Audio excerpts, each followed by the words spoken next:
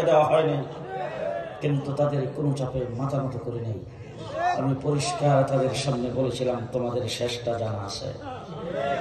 আমাকে একজন police officer জিজ্ঞেস করেছিল, হুজুর শেষটা কি জানা আছে? আমি বললাম, শেষটা ক্রস ফায়ার। আপনাদের ক্রস ফায়ার আমার জানা আছে, সুতরাং আমি বাড়ির থেকে বিদায় নিয়ে আসছি। হয়তো বা ক্রস ফায়ার হতে পারে, আমি গুম হয়ে যেতে পারি, আয়না করে ঢুকে যেতে পারি, আমার এই অবস্থা হতে পারে, সেটা যাই না শুনে আসছি। সুতরাং আমার কাছ থেকে আপনারা কোনো স্বীকারোক্তিমূলক জবানবন্দি নেবেন আর কোথাও সই নেবেন, সেটা হবে না। টিভি অফিসে তোমাদের সাথে লড়াই করেই বেঁচেছিলাম। জেলখানার ভিতরে তোমরা অত্যাচার নিবেদন কম করো নাই, ফাঁসির শেলের ভিতরে রাখছো 2 বছর, সেখানেও লড়াই করে বেঁচে রয়েছি। জেল থেকে বের হওয়ার পরে আমাকে স্বরাষ্ট্রমন্ত্রী সচিবালয়ে নিয়ে আমাকে অনেক চাপ সৃষ্টি করেছেন। পরের দিন ওই দিনই বের হয়ে এক নারায়ণগঞ্জে মাহফিল ছিল, সেখানে বক্তব্যের পরে রাত্রে টেলিফোন করে বলে, হুজুর দিনের বেলা কি বললাম আর এখন কি বললেন? আমি বললাম, আমি আমারটা বলছি, আপনি আপনারটা বলছেন।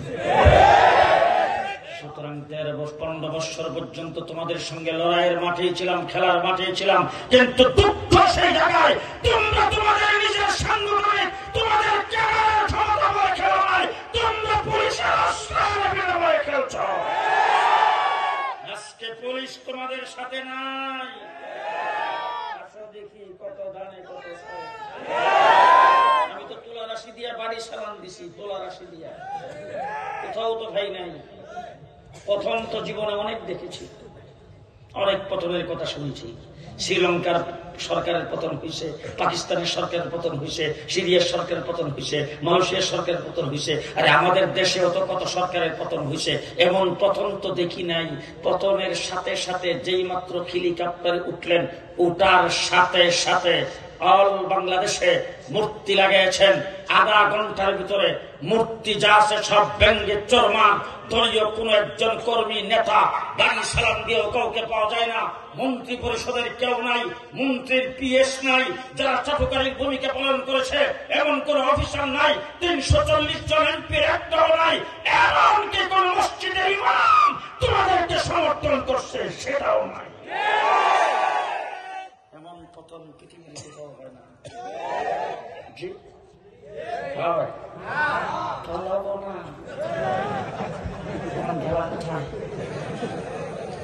কোথায় গেল?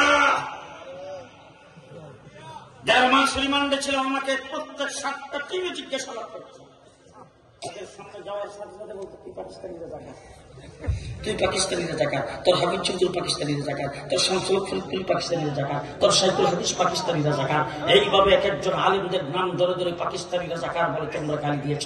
আর এই পাকিস্তানের পক্ষে তো কোনোদিন কথা বলি নাই, পাকিস্তানের দালালি তো কোনোদিন করি নাই। আমেরিকা গিয়েছি, কানাডায় গিয়েছি, ইউরোপের প্রত্যেকটা দেশ সফর করেছি, ইংল্যান্ডে গিয়েছি, আরব আমিরাতে গিয়েছি, মিডল ইস্টের প্রত্যেকটা দেশে গিয়েছি, পৃথিবীর অর্ধেকটা পৃথিবী ঘোরাফেরা করে পাকিস্তানে আজ পর্যন্ত কোনোদিন যাই নাই।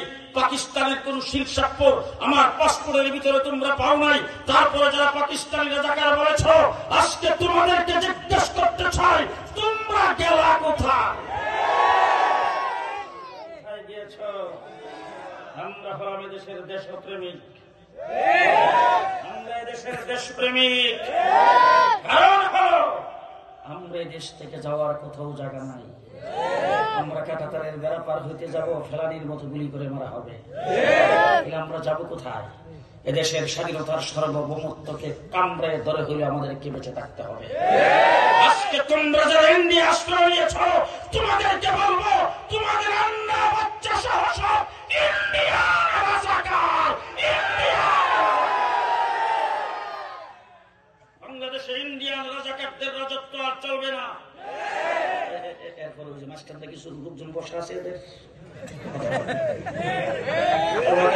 লোক আছে।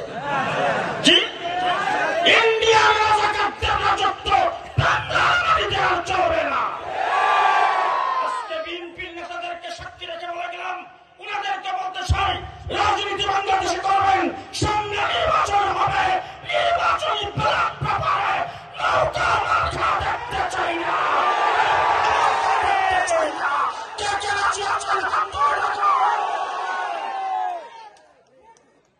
নৌকা মার্কা বাংলাদেশে আর হবে না। জয় বাংলার স্লোগান বাংলাদেশে আর হবে না। বলেন হবে? হবে। স্লোগান হবে 2টা, তাই না? 1 নম্বর স্লোগান হবে না জোরে বলতে হবে না স্লোগান হবে